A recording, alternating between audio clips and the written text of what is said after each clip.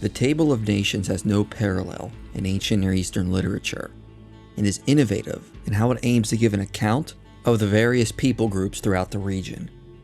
No other culture ever aimed to give an account of the surrounding nations in a genealogical fashion or give a genealogy that's split into 3 parts. You might think this is a boring section of the Bible that breaks from the story, but the authors included this for important reasons, relevant for them and relevant for us today.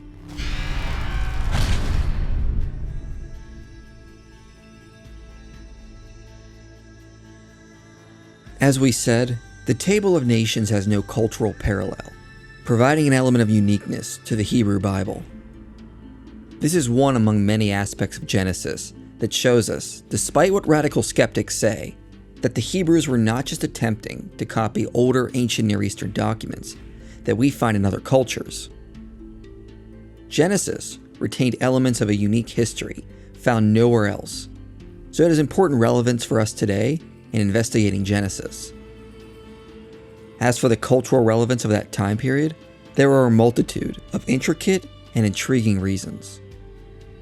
First, the organization of the Table of Nations is sort of genealogical, but that is not its main purpose, since the main genealogy from Adam to Abraham picks up in Genesis 11. However, it does foreshadow the calling of Abraham, because God says he will use him to bless all the nations. So in speaking of various nations that spread out, the stage is set for Abraham to be elected for God's plan to bless the nations. The authors are reminding us God is not just the God of Israel, but of all the nations.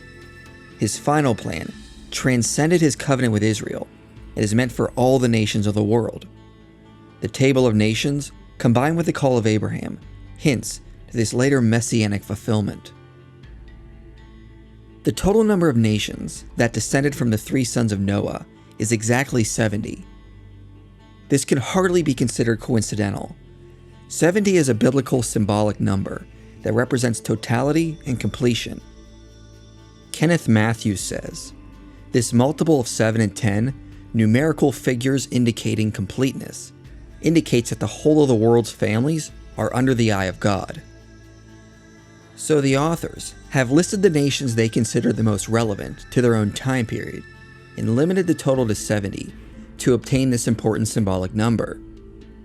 So the aim was to teach theological completion and to give a survey of all the various people groups that the authors may have interacted with, not to give an account of literally every nation alive on the earth at that time. This should be obvious in the text, since several men are mentioned without listing their descendants. Of the 70 names, 16 are 2nd generation, 35 are 3rd, only 3 are 4th generation, 2 are 5th generation, and 13 are the 6th generation. With more details given at groups, it would probably have been in closer proximity to the Hebrews. As you can see, many nations are listed once, and we are never told of their descendants, probably because they barely had any interaction with the Hebrews. Also notice some of the groups listed are people groups, not necessarily the father of the nation. This implies some of the other names could just be the nation itself, not specifically an individual from which every person in that region descended from. Paul Copan and Douglas Jacoby say, "Sometimes, names do not refer to people at all, so much as to peoples or tribes, and even the nations. Canaan, the grandson of Noah, is said to have begotten the Jebusites, Amorites, etc., or cities, and yet the Jebusites are considered a distinct people group. Inclusion in genealogical records may be an implicit honor or condemnation, as opposed to a fact requiring immediate biological connection." Scholars have also noted in the ancient Near East, sonship did not necessarily mean a biological connection. It could also refer to a relationship by adoption or treaty. John Walton draws attention to 1 Kings 9, where the king of Tyre is referred to as Solomon's brother. Kenneth Mathews notes family terminology is used for geographical relationships as well. Thus, a logical inference can be made that some of the names in Genesis 10 are not necessarily individuals, or that every son is a biological connection. As the descendants of Noah spread out, they could have easily formed bonds through marriages or treaties. As Copan and Jacoby say, the sons of Ham are not necessarily biologically related. Political bonds, linguistic commonalities, and other social connections often constitute sonship in the biblical sense. Many of the men mentioned are also actual nations. This is one more reason to be cautious in interpreting genealogies. A name doesn't necessarily mean just one person. There are also two features within the Table of Nations that stand out. The first is the mention of someone named Nimrod. Wild theories about this individual are rampant in today's culture, but there is probably a simpler explanation, and we will devote a separate video to this. The second is the mention that during the days of plague, the earth was divided. Many believe this is a reference to the Tower of Babel incident, which is possible, but the text is unclear, and given that the account of Babel comes right after this, the authors could have been more explicit if they were referring to this event. If the Babel incident is what caused the nations to spread out, it would make more sense to place it before the Table of Nations. Plus, there is no allusion between this verse and the Tower of Babel passage. Each section uses a different word for people dispersing, so in my view, it probably is a separate incident.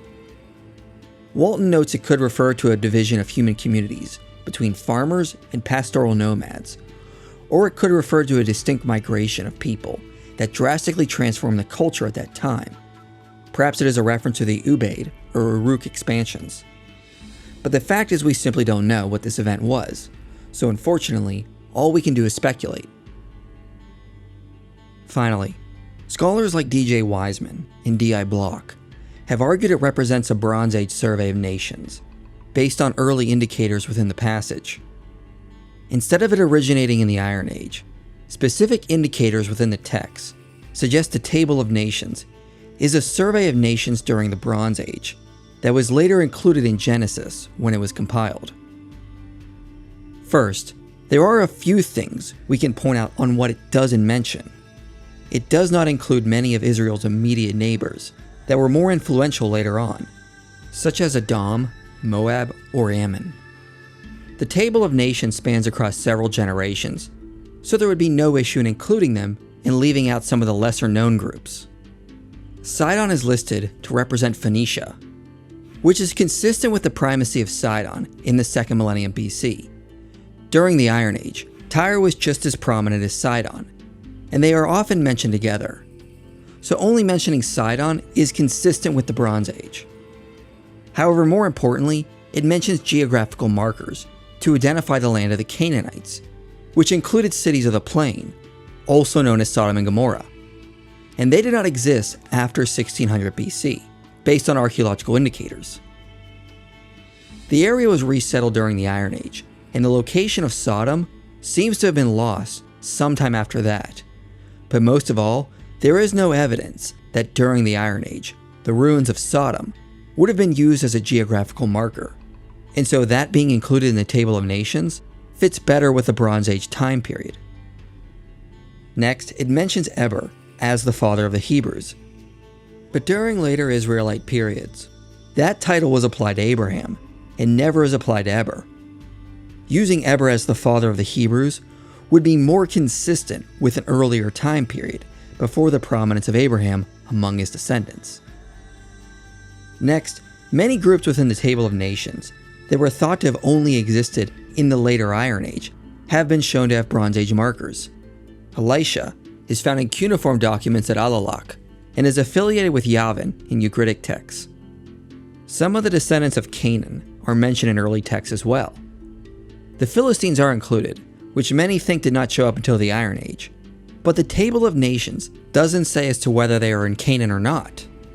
But regardless of that, the biblical authors don't use their word for Philistine to refer to one group of people, but blanket several people groups as Philistines that seem to be associated with the Aegean or Greek regions. On top of that, Genesis 10 diverges from later biblical authors, who say that a group of Philistines came from Caphtor. So Bloch suggests the Table of Nations represents an earlier group of Aegean-like people, also known as Philistines, from a different region called Kaslu, before Aegean descendants migrated into Canaan from Kaftor that we refer to as the Sea Peoples. To further support this argument that the survey doesn't fit with later time periods, we can draw comparisons to the updated version in 1 Chronicles. The authors of 1 Chronicles have rewritten the Table of Nations for a post-exilic time period, and we can notice the authors have made changes that would be more consistent with their later time period. The geographical identifiers have been omitted. Sodom and Gomorrah are no longer used to identify the land of the Canaanites, which would make sense since the land had long been identified with later nations like Israel. The cities of Nimrod are also not included, which makes sense for a later time period. Cities like Akkad and Uruk had long since lost their prominence and were not major players in the Iron Age. It also doesn't repeat that Eber was the father of the Hebrews, but is updated to include Abraham, who was later identified as the father of the Hebrews. Then, the list is extended to include Israel's later neighbors. So the later version of Chronicles seems to reflect a later time period, whereas the Genesis version fits with more of an earlier time period. Wiseman says, "It would not be unreasonable to assume that the information in this chapter could therefore be known to Abraham himself. It is becoming increasingly clear that the geographical information in Genesis 10 could have been available to the Egyptian court when Moses received his education there in the 15th or 14th century BC. In general, though, the Table of Nations is meant to show the continuation of the blessing to be fruitful and multiply. Noah's descendants have spread out through the known world, but the survey is also meant to foreshadow the coming of one man, whom God will use to bless them all. Despite the fact that they have spread out, God will still remember them. However, once the survey is finished, the authors hone in on one specific group. The authors take us back to a time when this specific group migrated into the region of Sumer and constructed some sort of building that ended in disaster. The account of this event is detailed in Genesis 11.